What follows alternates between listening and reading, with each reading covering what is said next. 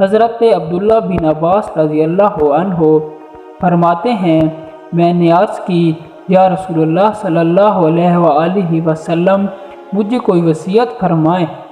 آپ صلی اللہ علیہ وآلہ وسلم نے فرمایا، نماز قائم کرو، زکوٰۃ ادا کرو، رمضان المبارک کے روزے رکھو، بیت اللہ کا حج اور عمرہ کرو، اپنے ماں باپ کے ساتھ حسن سلوک کرو، صلح کرو اور مہمانوں کی خدمت کرو، بھلائی کا حکم دو، برائی سے منع کرو اور ہمیشہ اہل حق کا ساتھ دو۔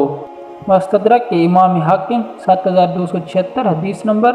حضرت ابو شرح الکعبی رضی اللہ عنہ فرماتے ہیں کہ رسول اللہ صلی اللہ علیہ وآلہ وسلم نے فرمایا، جو اللہ تعالیٰ کی ذات پر اور آخرت پر ایمان رکھتا ہو اور وہ اپنے مہمانوں کی عزت کرے، ایک دن اور ایک رات تو انعام کے طور پر خدمت کرے، 3 دن 3 رات مہمانی ہے اور اس کے بعد صدقہ ہے، اور مہمان کے ساتھ ایسا سلوک نہیں کرنا چاہیے کہ مہمان تنگ آ کر خود ہی گھر سے چلا جائے۔ مستدرک کے امام حاکم 7296 حدیث نمبر۔ حضرت عبداللہ بن عباس رضی اللہ عنہ فرماتے ہیں کہ نبی اکرم صلی اللہ علیہ وسلم نے ارشاد فرمایا، تورات میں لکھا ہوا ہے، جو شخص اپنی عمر لمبی اور رزق وسیع کرنا چاہتا ہے، اس کو چاہیے کہ وہ رشتہ داروں سے تعلقات کو قائم رکھے۔